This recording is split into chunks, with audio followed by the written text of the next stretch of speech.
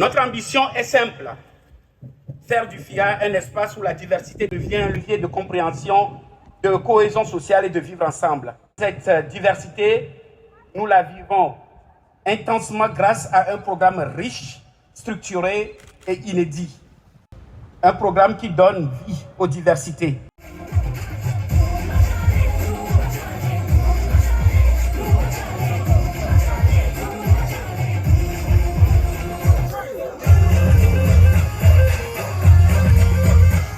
La diversité, c'est au cœur de notre travail à la GIZ. C'est au cœur de la décentralisation parce que c'est la diversité qui va nous unir. C'est la diversité qui est la richesse. C'est la diversité qui nous rend fiers.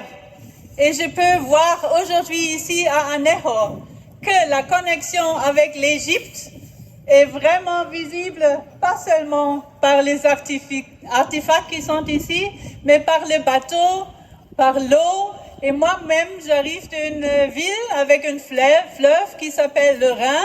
Donc, j'ai aussi déjà une connexion avec la ville de Aného.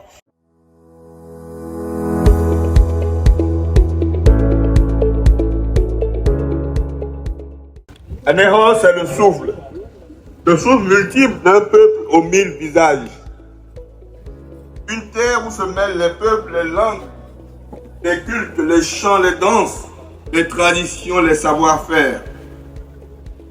C'est la mémoire des peuples gains, c'est la mémoire des peuples minants, mais aussi c'est la mémoire de peuples d'une diversité sans égale avec les populations de Keta, Peda, Kroa, Fon, Mahi, Yoruba.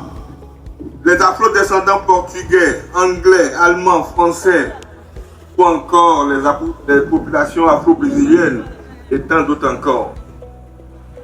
Notre ville est comme un tissage traditionnel. Chaque fil a sa couleur, chaque fil a sa beauté, sa texture, sa trajectoire. Et ensemble, nous formons ici à Aného une œuvre solide et unique. Cette année, c'est l'Égypte qui est notre pays invité d'honneur. Et ce n'est pas un hasard, c'est bien un appel et le souffle des ancêtres. Car entre les eaux du Nil et les eaux du Mono, il existe un lieu secret, un lieu sacré, un lien profond. Il est des rituels ici à Aného, notamment lors de la prise de la pierre sacrée, qui ne peuvent être complets qu'en présence des eaux du Nil, symbole d'un héritage commun et d'une cosmogonie partagée. Entre les divinités gains et les divinités de l'Égypte antique, les échos résonnent. Les symboles, les gestes millénaires de tissage, de sculpture nous rappellent que nos peuples, bien que séparés par le désert et les siècles, partagent cette même lumière originelle.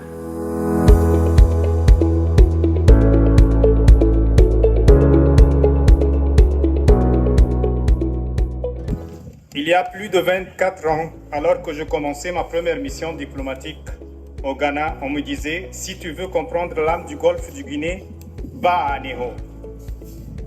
Je ne savais pas encore que certaines villes portent une sagesse silencieuse, capable de traverser le temps et d'accompagner ceux qui savent écouter. Aujourd'hui, en retrouvant à Aného, je retrouve cette vérité. Une ville qui respire doucement, qui accueille avec authenticité et dont la lumière intérieure demeure intacte.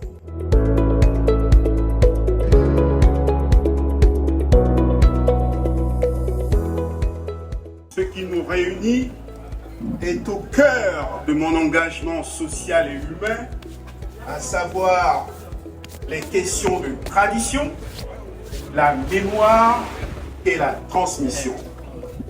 Et comme les personnes avisées et sages le disent, ce qui est bon, beau et bien se partage.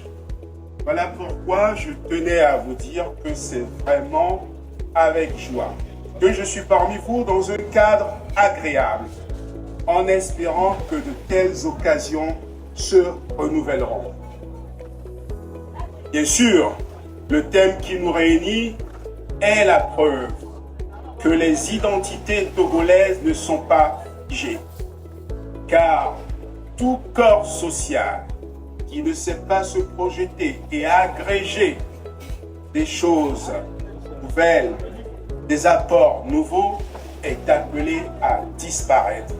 Et aujourd'hui, faites la preuve que nous traçons le chemin du vivre ensemble. Faites la preuve que nous sommes en train de construire un récit national dans lequel toutes les mémoires peuvent coexister. Et bien sûr, je n'oublie pas l'honneur qui m'est fait d'ouvrir ce festival, cette édition 2025 du Festival international d'Aléra, qui est devenu, vous l'avez dit, un rendez-vous incontournable pour notre pays, notre région, et pour tous ceux qui croient en la force de l'histoire et de la culture.